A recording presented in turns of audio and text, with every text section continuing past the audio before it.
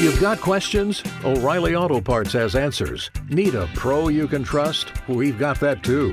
No matter what you need, our professional parts people have the training and expertise to help you do things right. Deep automotive knowledge. Just one part that makes O'Reilly stand apart. The professional parts people. O'Reilly Auto Parts. In Michigan, a man is arrested in the murder of his mistress and hiding her body near a river. In Louisiana, an arrest has been made in the deadly 168 vehicle pileup that occurred in October of last year. And in California, a woman's prison is dubbed the Rape Club. These stories and more coming at you today, Friday, March 15th on Real Life Real Crime Daily, and I'm Jim Chapman. And I'm not Woody Overton. Nope. Woody is doing something really important today. That's where you're supposed to come in and talk about what really important thing Woody's doing today. Well, actually, it was yesterday. It was the conference for the parole board. It was some sort of parole board, Louisiana parole board, or it may not have been the board themselves, but maybe the licensing people. He can explain all that, but he was speaking anyway. But he had to go somewhere to do that.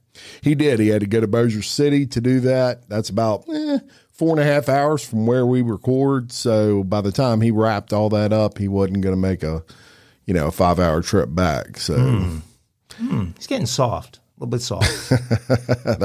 That's a hike, because I'm sure he didn't drive up there till the night before. It's a little bit soft for Woody. We're gonna have to talk to him a little bit about that. We were talking a couple of weeks ago about the Ides of March. Mm-hmm. Today is March 15th. That's correct. The Ides of March. Yep. Well, since I didn't really know what it meant, I decided to just do a little reading up about the Ides of March. And beyond its literal meaning as the calendar date, the Ides of March has taken a symbolic overtone of fate and the limits of preventing tragedy over the years. And that's because the Ides of March is best known as the date on which Julius Caesar was assassinated. That actually occurred in 44 BC, a few years before any of us were around. But Caesar was stabbed to death at a meeting of the Senate. As many as 60 co-conspirators led by Brutus and Cassius were involved. As the story goes, a seer came and warned Caesar that harm would come to him on the Ides of March. On Caesar's way into the theater in Pompeii on March 15th, the theater where he was assassinated, he passed by this seer, and Caesar said, "Well, the Ides of March have come," implying that the prophecy had not been fulfilled, to which the seer replied, "Aye, they are come, but they are not gone," meaning it's the date, but the date's not over, and you're going to get killed before the date is done. And so it's against that backdrop of ancient Rome and the context of Caesar's assassination that the date March 15th, the Ides of March, has come to represent the struggle against trying to change seemingly preordained events. And so beware of the Ides of March is a warning of bad things to come that are out of your control. There you go. And in the case of Caesar, those are some pretty bad things. Yeah, Caesar got Brutus, to say the least. He got Brutus. Yeah. A few years back. Well, we're going to go from ancient Rome to Michigan. How about that? And we're going to tell you about a 34-year-old man who is in custody after killing his missing 48-year-old girlfriend at a motel and hiding her body in a garbage bag near the Flint River. Genesee County Prosecutor David Layton announced the murder charges against Christopher Moultrie on March 11th. Layton said a co-worker requested a welfare check on Christina Barber on March 2nd after she hadn't been to work for about a week and failed to answer her phone. The reporting party reportedly said Barber had been having trouble with her boyfriend, Christopher Moultrie, During interviews with other co-workers, Layton said they revealed Barber and Moultrie's relationship was difficult. Investigators believe Moultrie was married but having an affair with Barber. Barber had tried to break off the affair, and Moultrie threatened to kill her on multiple occasions. I mean, just to break off the affair, and he's threatening to kill you. The two reportedly worked together at a local Burger King. On March 3rd, Genesee Township police were dispatched to the Flint Motel, where they reportedly observed a blood-soaked comforter outside of an open door of room 18. Layton said officers noticed kitty litter on top of a bloody mattress, as well as blood on the floor of the motel room. There was blood on the wall, around the bed, in the bathroom, and on a set of sheets. When investigators asked who rented out the room, the manager said Barber. The next day, Genesee Township police responded to the banks of the Flint River and found a body believed to be that of Barber. Upon their arrival, Flint police officers were already on the scene after a fisherman reportedly found a black garbage bag with toes sticking out. Genesee Township police reviewed surveillance footage from the motel and saw that Barber and Moultrie were at the Flint Motel on February 28th at around 1:20 a.m. The next day at around 8 p.m., Moultrie exited room 18 by himself with an apparent body in a plastic bag. According to Layton, the footage showed him placing the bag in the bed of his truck. Boy, they got him dead to rights. Layton's office charged Moultrie with first-degree murder, tampering with evidence, and a slew of other charges. Sadly, the victim leaves behind 7 children, some of whom have reached out to investigators regarding the case. So the guy threatens to kill you twice when you break up with him or in this affair, and sadly, it ends up being the exact result. And nothing about her ever seeking some kind of protection against him or anything? Nothing about that. Apparently she didn't. I mean, that's just, a lot of people tell you that's just a piece of paper anyway. It doesn't matter if they're going to kill you. They could really care less about your order of protection. Don't rely on that. But yeah, sad situation. Well, and at least he was dumb enough to get himself caught, and he's not still out there. But all righty. Well, the board denied my request this week, Jim. What did you request? I filed an official request to have the stuff I'm not allowed to report sanctioned. And sanctioned? Yeah, to be sanctioned to be allowed, to be allowed back in. And I just want to say to the legion of aglets that have reached out demanding the reinstatement of the stuff I'm not allowed to report, that I'm very sorry to disappoint you. It's a shame. I really would have liked to have shared the I-Team's exclusive report where they have uncovered what has actually happened to Princess Kate Middleton. I'm not allowed to share that. I'm sorry. I'd like to tell you why Paris Hilton is bashing Kyle Richards' husband, Maurizio Umansky. I can't report on that. I'd like to tell you about Candace Owens and how she knows for sure that the French president, Emmanuel Macron's wife, Brigitte, was actually born a man and transitioned at age 30. All of those stories I petitioned the board and lost. And so if you're angry about not being able to hear this vital content, remember, you can always make your feelings known by reaching out to the board at rlrcdboard@gmail.com, rlrcdboard@gmail.com.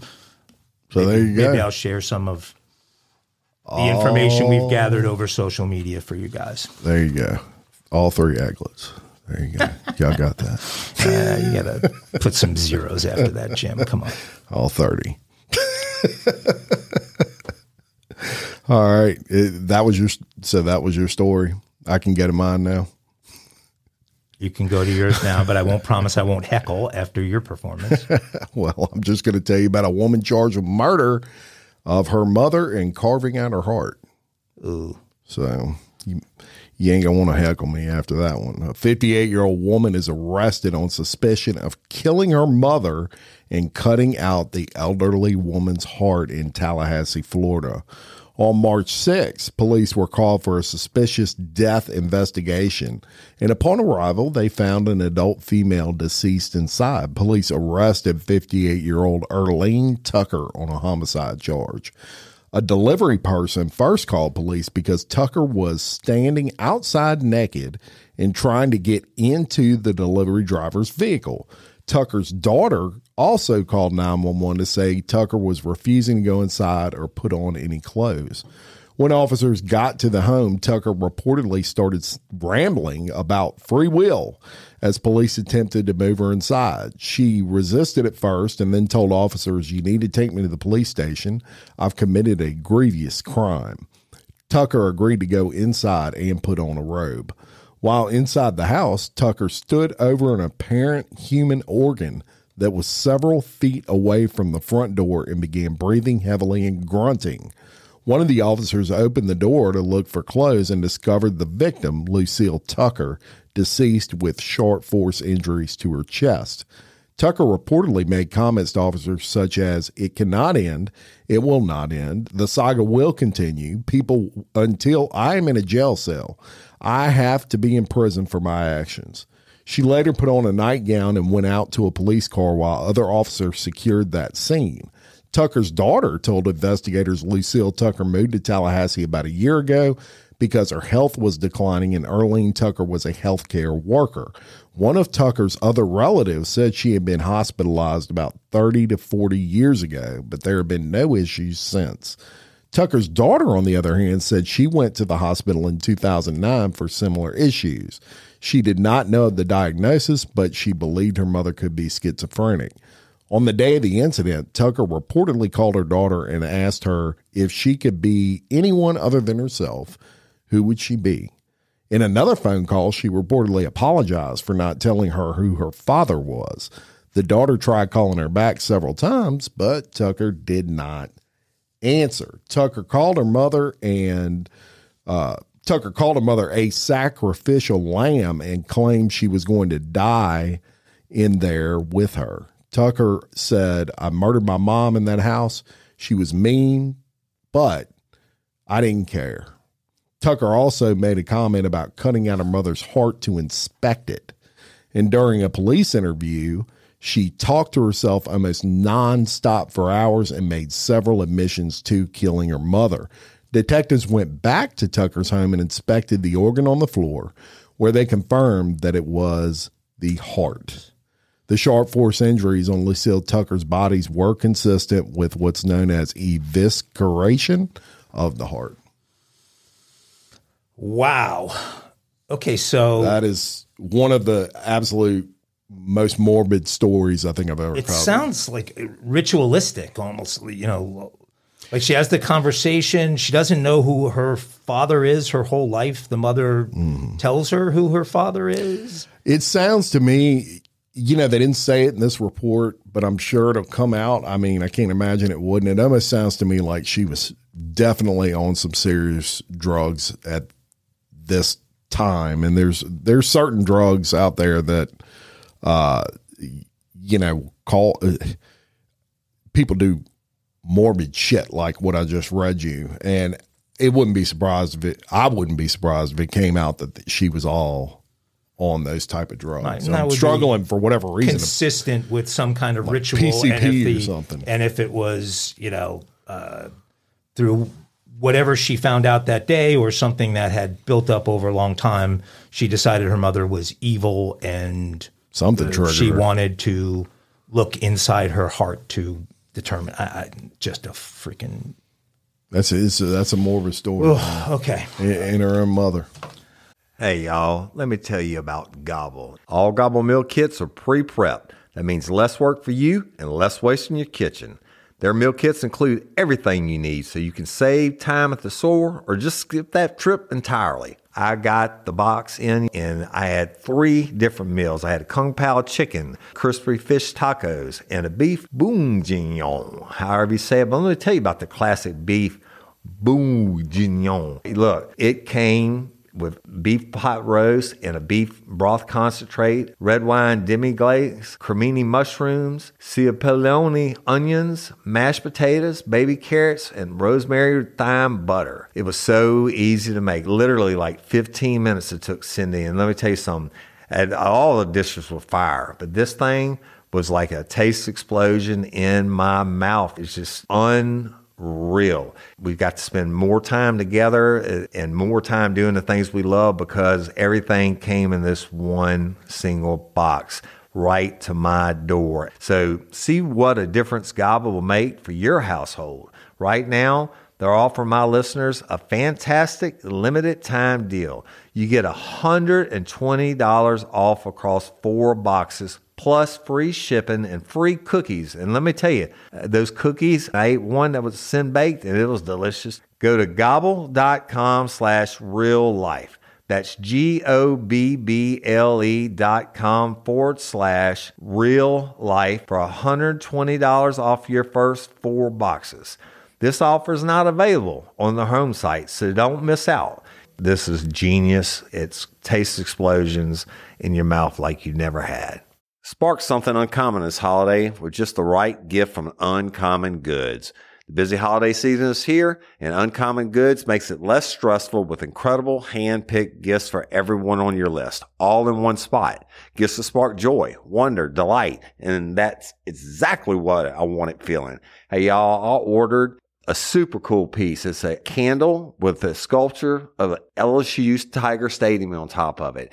And each officially licensed laser cut wooden replica features up to 4 layers of detail, creating a bird's eye view of a specific football field, seating section, and more. And every label includes your stadium's name, the team's logo, and school location. And it has a coconut, soy, vegan wax infused with sandalwood smell that creates tailgates and touchdown scent profile, reminiscent of game day.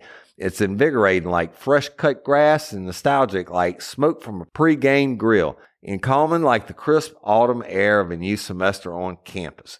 Y'all, I love it. I have it at the base of my TV, and I'm ready to watch the Tigers play on Saturday night, right?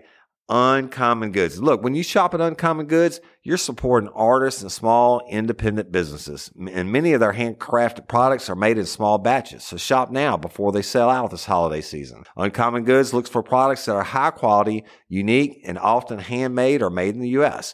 They have the most meaningful, out of the ordinary gifts anywhere. They even have gifts you can personalize. From holiday hosts and hostess gift to the coolest finds for kids to hits for everyone from the book lovers to diehard sports fans. Uncommon Goods has something for everyone, not the same old selections you can just find anywhere. And with every purchase you make at Uncommon Goods, they give $1 to a nonprofit partner of your choice. They've donated more than $3 million to date. So to get 15% off your next gift, go to uncommongoods.com/RLRC. That's uncommongoods.com/RLRC for 15% off. Don't miss out on this limited time offer. Uncommon Goods, we're all out of the ordinary. Okay. All right, let's go to California. A California prison plagued by so much sexual abuse that it was referred to as, quote, the Rape Club, has been raided by the FBI. The prison has housed high-profile inmates like Full House's Lori Loughlin, if you remember her, and Desperate Housewives' Felicity Huffman. Mm-hmm. I remember. Remember her? Yeah. You know who she's married to? Who? Oh, come on. Felicity Huffman? Yeah, isn't it Charlie Sheen? Yeah, she's married to, what's his name, from Shameless? Mike. We'll come back to that. Why do I ask a question I don't know the answer to? I'll remember before we're done. You're going to get 90 comments on who it is, though, on Facebook. I deserve it for bringing that up. And William H. Macy, sorry. Okay. William H. Macy. I did not know that. FBI agents could be seen hauling boxes of evidence from the Dublin, California facility on Monday. That's up in Northern California. This all follows an investigation that put an ex-warden and others behind bars for sexually abusing inmates. FCI Dublin is a low-security federal prison, and it's female, it's women only. The public figures have thus far not been named in any of the allegations that have been levied against the prison. The prison also housed Allison Mack, who was the actor from the Superman series Smallville that was convicted of being one of the primary members of the sex cult called NXIVM. I remember that. So they had some famous inmates there. The raid comes as 63 women have come forward in suits against the guards and staff. That figure is expected to surpass 100, attorneys said on Tuesday, as ex-inmates continued to claim they were forced by staff to pose naked and have sex on camera. FBI spokesperson Cameron Pohen confirmed that agents were conducting court-authorized law enforcement activity as more than a dozen FBI agents were seizing computers, documents, and other evidence by an anonymous source who shared their findings with the AP. The AP broke this story. A Bureau of Prisons spokesperson said that the deputy regional director, someone named N.T. McKinney, will now serve as the prison's interim warden following the ouster of Art Dolgov, who was himself an interim warden. He was removed as warden Monday after holding the position for just 3 months. His predecessor, a guy by the name of Ray Garcia, and the facility's chaplain were indicted. The facility's chaplain indicted on sexual assault charges against inmates back in 2021 before being found guilty this past year. Garcia is currently serving a 70-month prison term. His replacement became this Dolgov, who now faces allegations that his staff retaliated against an inmate who testified against the prison in January. McKinney will replace Dolgov on an interim basis. An associate warden and prison captain working under Dolgov were also removed from their position. So the corruption up and down the ranks in this place was pretty crazy. Monday's raid marks a new twist in the saga, coming days after a new wave of lawsuits alleged even more incidents of abuse and retaliation. Dolgov and staff are accused of retaliating against that one specific inmate who testified in January. That inmate alleged instances of horrific abuse and exploitation and said that they were ongoing at the prison. Some of the assaults were even caught on camera, claiming in the class action suit that staffers forced them to pose naked and have sex while being filmed. The inmate in question has since been transferred to a different facility despite a judge's order not to transfer any witnesses. So, of course, they're concerned for the well-being of that witness. Meanwhile, a total of at least 8 Dublin staffers have now been charged with sexually abusing inmates. 5 have pleaded guilty for a deal to get less prison time, while 2, including the former warden Garcia, were convicted at trial. The scandal has been one of many plaguing federal prisons, which are suffering from staffing shortages and suicides and security breaches, but this is some of the craziest stuff yet in a women's prison in Northern California. Yeah, and look, stuff like that happens in a lot of different ways with these prisons. Of course, we do Bloody Angola, Woody and I, and we have talked about in the past, not necessarily just with Angola, and not that there's a whole lot out there on Angola specifically, but just prisons in general. And you'll see it with female inmates at male prisons, and they're sleeping with them. That happens all the time, man. All the time. I don't want to say most of the drugs, but a lot of the drugs and cell phones and all that get in prison because the COs bring it into the prison and sell it to the inmates. Or maybe a CO there is screwing an inmate and brings him a cell phone in a male prisoner's case. But yeah, it's more common than what people would think, sadly. Now, this situation with it going all the way up to the warden of the prison is a little bit more extreme than some of the ones I see. But those relationships with cellmates and or cellies and guards is pretty typical, sadly. This being much more severe because it goes all the way up the ranks. Well, and a low security all women's prison. Yeah. Yeah. Well, they have an all women's prison here in Louisiana, but it's not low security. I mean, they've got death row, and the only female death row inmate is housed at that prison specifically, and they're actually building a brand new one that should be done by 2026. A brand new LCIW, Louisiana Correctional Center for Women. Where is that? It's in St. Gabriel, but it flooded in 2016, and the inmates were moved to different facilities throughout the state, and it was just in too bad of disrepair to even bother to fix it. So they completely leveled it, and they're building just a state-of-the-art female correctional center that should be ready. I think I read by 2026. So look forward to that if you're planning on going to prison. You're female. Great. You can have a nicer place to stay. So awesome. We're going to move on to, and I know y'all will remember about 5 months ago, we talked about the horrific I-55 168 car pileup on the I-55 bridge due to super fog. And at that time, you're back and forth each time I come. Right? Oh, it was huge. Obviously huge news here, not only locally, but also nationally. I mean, this was everywhere. And I wondered even back then, how do they get down to who caused it, right? When there's that big of a chain pile up, how do you figure all that out? Well, we've got some news for you that just broke, and a Lafayette commercial truck driver has been booked with negligent homicide and many other offenses. 5 months after his involvement in last October's deadly 168 vehicle pileup on I-55 during super fog conditions near Manchac, Louisiana. This from the Louisiana State Police on Tuesday. The agency said investigators determined 61-year-old Ronald Britt was operating a 2022 Freightliner, which is an 18-wheeler, at unsafe speeds during limited visibility in St. John the Baptist Parish on October 23rd, 2023. Britt's commercial truck was traveling northbound on I-55 when it slammed into the back of a 2018 Cadillac CTS that had stopped in the left lane behind several other vehicles that were just involved in minor crashes.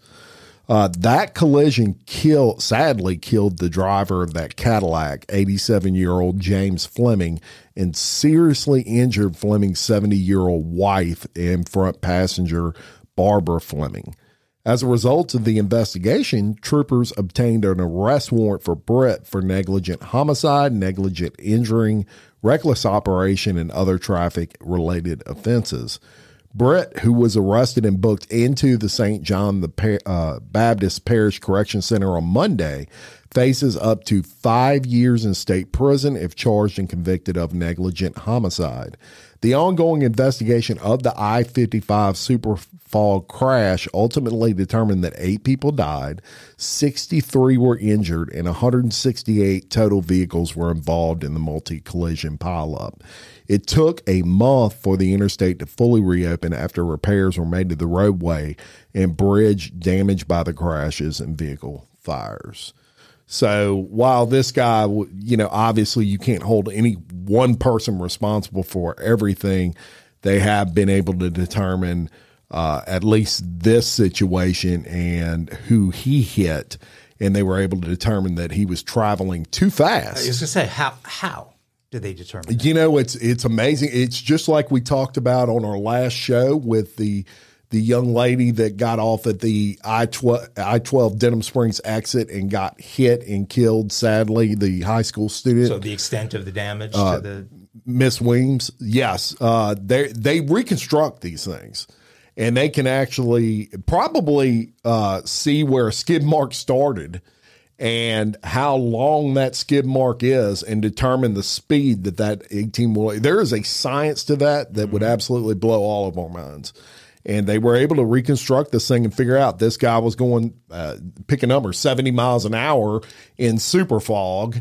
And if he would have been traveling what's considered a safe speed during that time, this wouldn't have happened. That's kind of how they determined and what they've determined in this scenario. Well, I wonder, is there some, since I travel that road all the time, the speed limit there is 70. Mm-hmm. Is there a way for them to communicate that the speed limit is temporarily 50 miles per hour? Is there They do, and I don't know if they have that on that. I've never noticed it on that particular bridge, but I have been on bridges where it'll have flashers and it'll say fog, travel 55 or pick a speed limit. But I don't think that bridge has that, but that may be something on your driving test. I don't know. I mean, I think there are, as you approach it from the 10, I think there is signage that would enable them to say, because I've driven in fog there and can remember warnings. Yeah. But not something that I would have taken as the law is now 55 maximum speed on the interstate because of heavy fog. And so if it were 70 and there's not a law that changes the speed limit, the guy's going the speed limit. Because you also have a scenario of, look, if you get in a wreck right now and you hit somebody in the back, you're at fault. It doesn't matter whether you're going 5 miles an hour, 0 miles an hour. You have to allow enough reaction time in front of you that you can come to a complete stop in the event of an emergency. If you don't do that, you're at fault.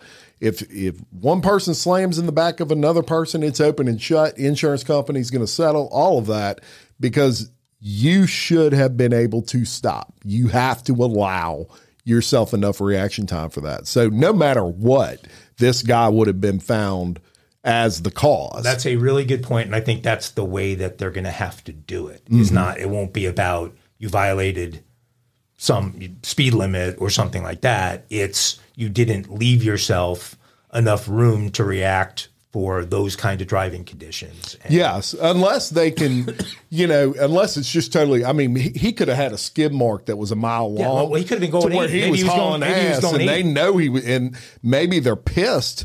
This jackass is driving 80 in the middle of super fog. Could be. So we don't know, but yeah, sad situation. 2 people, 168 cars. And 8 people lost their lives? 8 people lost their lives and 63 injured. And I mean, some very seriously. Just horrific. Yeah. 99.9% of those people, you're waking up, you're going to work, and you get in a wreck, and all hell breaks loose. And man, that is a scary road to drive in fog. Because it is. It's all coming up out of the bayou there. And I mean, it's just I've had nightmares about that road. Yeah, my wife's been on that. It's creepy when the sun's out. So she's been on that thing, and they go to New Orleans like once a week for mammography work, and she tells me, there's a lot of times she's on that thing and the sun's just coming up because they have to get there early, and she's like, when it's foggy, you can't see hardly 5 feet in front of you on that bridge. Well, and there's like signs of death all around you when you drive that road because there are all of these boats that are submerged in the water that, look like the boat in Jaws that they come upon where the guy's head pops out of the hole, right?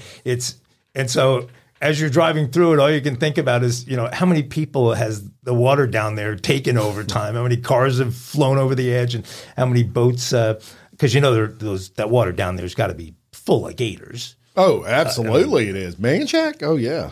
So, and then that little town is, I mean, maybe it's quaint to some. For some reason, it's whenever there's just a small little fishing village, it's always creepy to me. It's always like it's out of some movie, It just doesn't look like, because it's... Go to Mid-Indoors. It's so small. Get you some thin fried catfish right there on the Manchac. Have you ever been there? No, I hear it's great. It's the best I hear it's great. in Louisiana, probably. And there's a lot of good ones, but we'll have to do that at some point. But unbelievable. Okay, so on Thursday, we talked about the Roosevelt Avenue in Queens becoming the epicenter for sales of green cards and Social Security cards. Listen to this one. 4 people have been caught running a large-scale marriage scam to get green cards for 600 migrants. Once again, California has outdone New York. Listen to this fraud scheme out of LA. So 4 individuals charged with running a large-scale marriage fraud agency marketed to illegal immigrants, according to the authorities. According to the U.S. attorney, 4 Philippine nationals in LA were arrested for marriage fraud and immigration document fraud after they created hundreds of sham marriages between illegal migrants. Authorities said that 50-year-old Marcialado Benitez operated the agency out of a brick-and-mortar office in LA. Benitez scam marriages and adjustment of his client's immigration status cost between $20,000 and $35,000 in cash. So if you wanted to have what appeared to be a legal marriage to a U.S. citizen, it cost you $20,000 to $35,000. And of course, these guys would pay the legal citizen to participate in their scam. So a lot of that money went in their pocket. A lot went into the co-conspirators. So Benitez recruited other co-conspirators to recruit U.S. citizens to marry the agency's clients in exchange for payment. The agency produced the fake wedding ceremonies at parks, chapels, and other locations and used online officiants. So you can take that course online and be ordained. So they were actually real wedding ceremonies. They just were arranged. Authorities said the agency would take photos of undocumented clients and citizen spouses in front of prop wedding decorations and then submit those in their immigration petitions. Benitez's business also assisted the migrants in helping their fake marriages to citizens appear legitimate. So they had it all appear as if it was a legitimate wedding, but there was no marriage certificate and it was never filed anywhere. That. So they were not real weddings. They were made to appear as real weddings, and that allowed them to get their status. So the 50-year-old helped the fake spouses practice interviews in preparation to pass the required interviews with immigration authorities. Along with orchestrating scam marriages, authorities said that the business circumvented U.S. immigration laws by claiming that the migrants had been abused by their American spouses.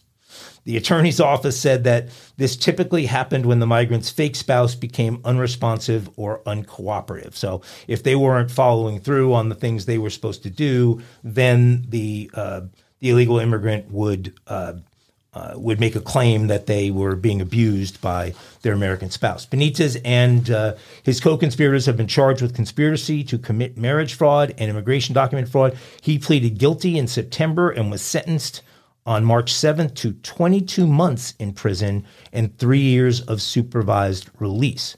Seems pretty light given the depth of this conspiracy. I mean, I guess they weren't killing people. Yeah, it wasn't a violent crime. Benitez's co-conspirators were given similar sentences, and everyone involved pleaded guilty to get those sentences. So, man. It's a lot of people building cottage industry around illegal immigration in the United States right now. Yep. I take it you're not a fan of illegal immigration. I'm a big fan of legal immigration. Oh yeah, you got to have immigration. I'm a big fan. We're of short legal immigrants. Immigration, but I am not a fan of illegal immigration. And one of the things that people don't realize about the illegal immigration is that the census, which is being taken right now, does not distinguish between citizens and illegal immigrants. The census merely counts population. Well, all of the districting, all the awarding of seats in the House of Representatives, the numbers are based upon census population. And that's so correct. That's why they redistrict every 4 years or every so many years. But it's a simple math equation. Let 10 million in, put them in specific places to put you in a situation where you're going to get more. So it's not – people think that the criticism against this is merely is everything that you see being pushed in the media about crime. And no doubt there's been crime associated with the influx of illegals, but also no doubt the vast majority of the people coming in are good people desperate to build a new life for their family 100%. who have spent a lot of money to come here and been told that they'd get certain things from the U.S. government in order to help their family. And, That's right. I feel for those people, but there is a legal way to do it. And that's the way, that's the law of this country. And that's correct. We should be enforcing. But for those who think it's not political, that's where it is purely political. Sure. Is moving those numbers. And I'm not saying that all sides of the issue haven't politicized the issue and don't have certain responsibilities in the mess that this whole situation is. Well, I think everybody should follow the law, and so that speaks for itself. But and we'll get off this point after this, or Woody will fire us both. But I do think that I do agree with your point that the majority of people that come here are, hey, look, if I lived in Honduras, and I'm sure Honduras is a beautiful place, but I'd be fighting to get in the United States too. And I would probably sneak right on across if it took too long, because it's a beautiful country and I love this country. And other people see that in the freedoms that we have. And a lot of them are just desperate to get that. And they're escaping some pretty horrible, poverty-filled situations. Well, and I knew a lot, being in the paint business as long as I did, I knew a lot of owners of paint companies that were legal citizens, and the people that worked for them were not necessarily documented, but very good people and hard workers, hardest workers. These roofers, and a lot of these roofers you see, and look, they're doing something I sure don't. You ain't gonna catch me on no roof and shingles, and so there are a lot of good ones. But we'll get off that point. Absolutely. But that's for another show. But look, probably people are seeing on the news what's happening in Haiti right now. Yeah. And you are going to have a massive number of people looking to escape what's going on there and trying to get to Florida, get to Texas. It will be a massive number of people looking to enter the U.S. illegally, and we just can't do it. No, but we can't blame them for wanting to, for sure. Hey ladies, are you feeling overwhelmed by hormonal changes? Well, you're definitely not alone. There are more than 1,000 hormone disruptors living in our environment right now. It's in your food, your water, the air you breathe, the clothes you wear, your skincare products. They all mess with your hormones. Then there's the natural hormone changes your body goes through: premenopause, menopause. And while it's a natural process, it doesn't mean you have to suffer through it. The good news is you don't have to suffer through it anymore, because now you have Hormone Harmony, a formula made only with herbal ingredients that are shown to reduce hormonal symptoms in women of all ages. Hormone Harmony is not just a hormone support and supplement. It's become a phenomenon. Women can't stop talking about it on social media. A bottle of Hormone Harmony is sold every 24 seconds. And the biggest benefit? Well, my wife says it makes her feel like her own self again. And that's what women mention over and over in the reviews. And there are over 30,000 reviews for Hormone Harmony. And for a limited time, you can get 15% off your entire first order at happymammoth.com. Just use code RLRC at checkout. That's happymammoth.com and use code RLRC for 15% off today. That's happymammoth.com and use code RLRC. And so we'll move on from that, and we'll talk about whooping cranes. How about that? That's right, whooping cranes. And Mike, I know you're not from the beautiful state of Louisiana. What I like about this is that Jim's in as much trouble as I am for breaking protocol today. No, there's no way this whooping crane story. It is absolutely. And when I get into it, it's going to blow your mind. Okay, let's see. So the whooping crane, for those of you not in the state of Louisiana, is it's not our state bird. The pelican is, but it's pretty close, and it's a beautiful bird that lives in the swamps. It's the runner-up state bird? It's the runner-up state bird. So let me tell you this. Someone has shot a whooping crane, and you may not think that's a big deal. Well, yesterday. As a matter of fact, March 13th, 2024, the Louisiana Department of Wildlife and Fisheries and U.S. Fish and Wildlife Service is looking for leads regarding an endangered whooping crane that was found deceased in January of 2024 in Evangeline Parish.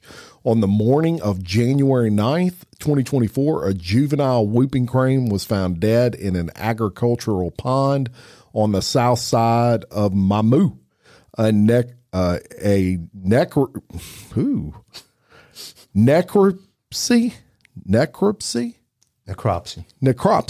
I'm going to leave that in there, y'all, so y'all can laugh at my little mispronunciation. Determined that the crane was shot, which resulted in a fracture of the spine and internal hemorrhaging.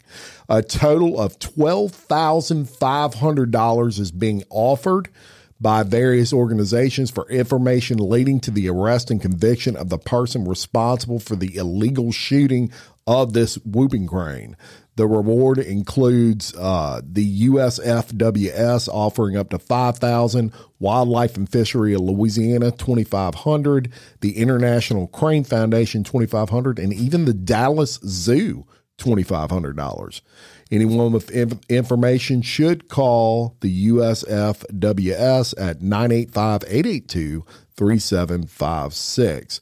So you may wonder, $12,500 seems like a lot. Well, the Louisiana Department of Wildlife and Fisheries has released 167 whooping cranes in the state since 2011 in an effort to reintroduce those birds to the state. Another 30 cranes have been hatched and reared in wild and translocated to Louisiana. The population is currently estimated only to be 81 whooping cranes.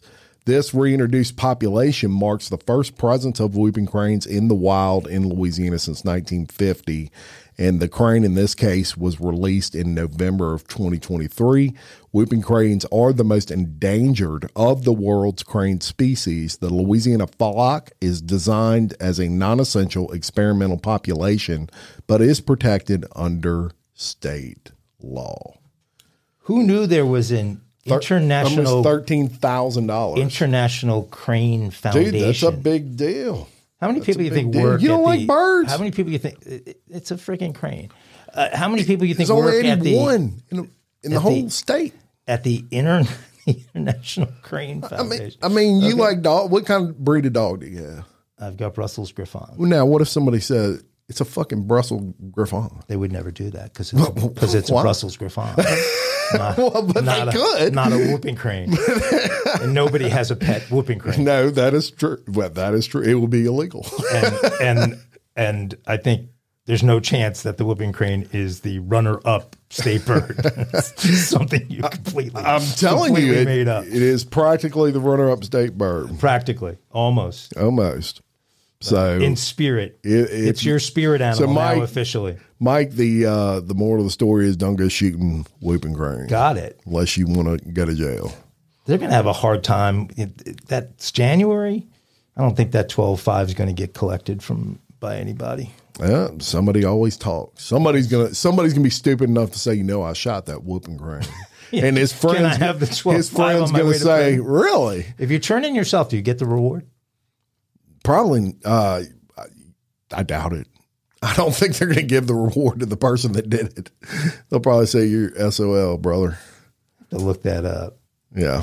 Well, we're going to do a dumb criminal. What if a close relative does the turns you in? Well, that's what I'm saying. That'll probably happen. What if the person was listening right now and they're like, no, don't report it. Turn yourself in right now. There's only 81 birds. What were you thinking? That's right. Whooping cranes. I'm sorry. Jim's making me go out of order, so I have to find. Well, otherwise I'd have been doing two stories in a row, and that would have really blown your mind. My dumb criminal. That would have blown my mind, except I don't count that whooping crane crap as a story. That was definitely a story. It's a story on a non-Woody day. Okay. Well, last week we introduced a potential new segment on parenting where we shared a father's tough love lesson about honesty that resulted in the destruction of his son's Xbox. You remember that. Mm-hmm. The segment was well received and earned the unanimous approval of the board subcommittee on new segments. So, with the help of Real Life, Real Crime Daily superfan Florencia Anna Alba, we even have a new name for our new segment. It's called Raise 'em Right.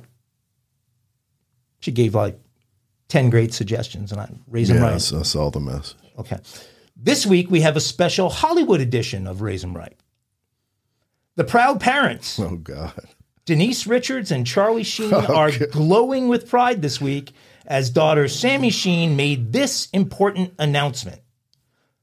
Quote, "The collab you've been waiting for drops this Tuesday," she wrote on X.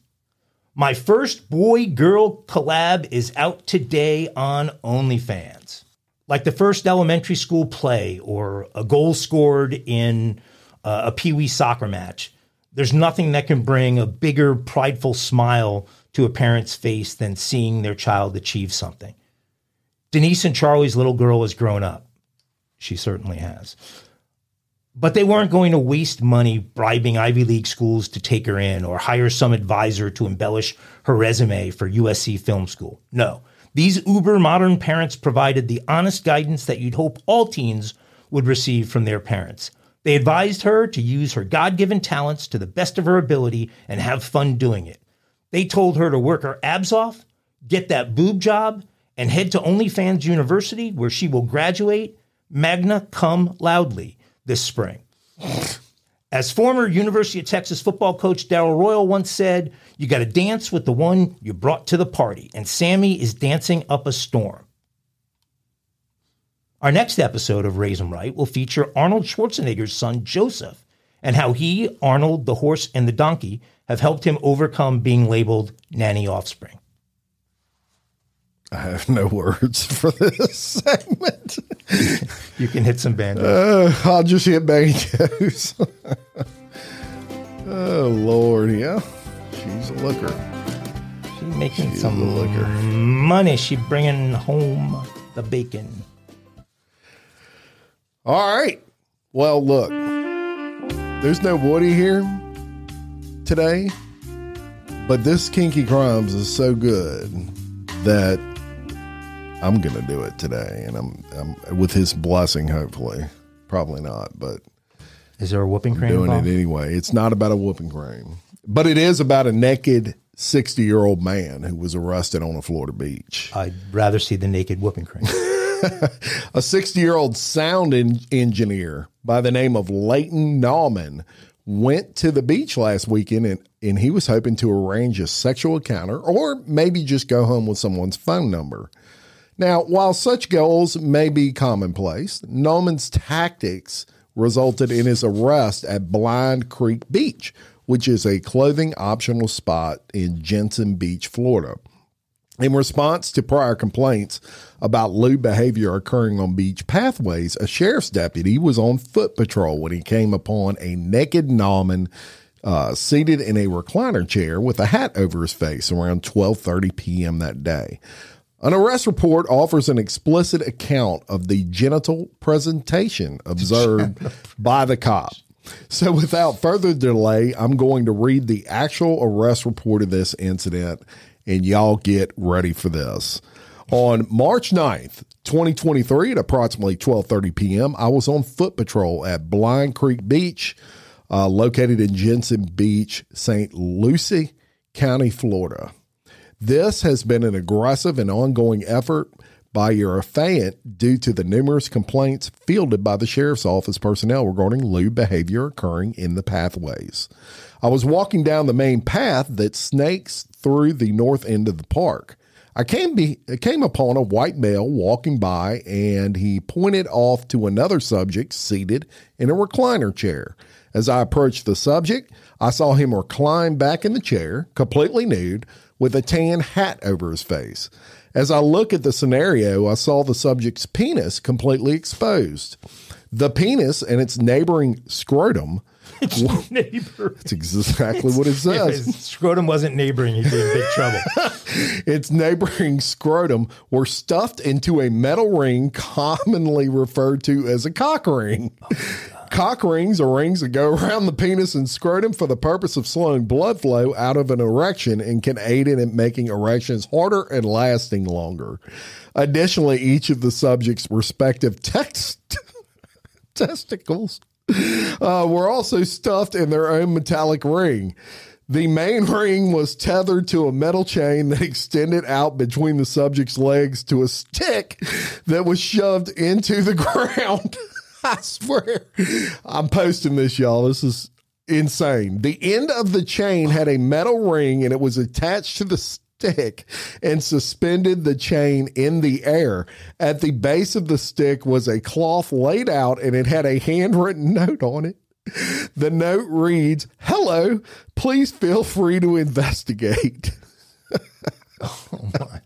I addressed the subject who identified himself as Leighton Paul Newman. I told him his behavior is unacceptable at a public beach that although allows nudity on the beach is frequented at times accidentally by parents with children as well as other beachgoers. Newman got up, got dressed, and I placed him under arrest for exposure of sexual organs in a vulgar and indecent manner. Newman was putting himself on display in the public walkway path that leads to multiple beach accesses and attached the device to his penis and scrotum sac with a chain and the note that said, "Gently tug on the chain attached to the penis." So that is the full arrest report. So no information about whether anyone going by him decided to yank on the chain at all. No information on that, but, and I've been unable to locate this as of yet, but I know it's out there. It does say at the bottom of the arrest report that the complete interaction is recorded on body-worn camera and includes audio and video recording. Newman was transported to the jail for booking. Well, the cop was meticulous in his note taking. He was very meticulous. His neighboring scrotum. His neighboring scrotum and how the device. That's got to be one of the best ones yet. I mean, that guy looks normal.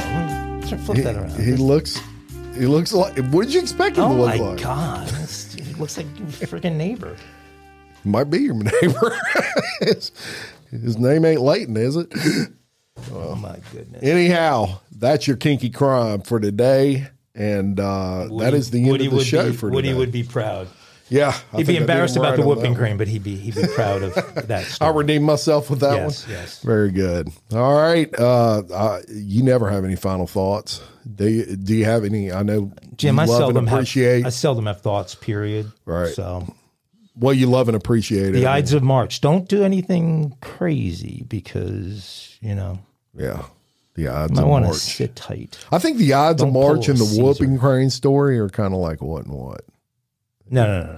They're both the same. Ides of March, very appropriate, timing-wise, giving the audience fair warning.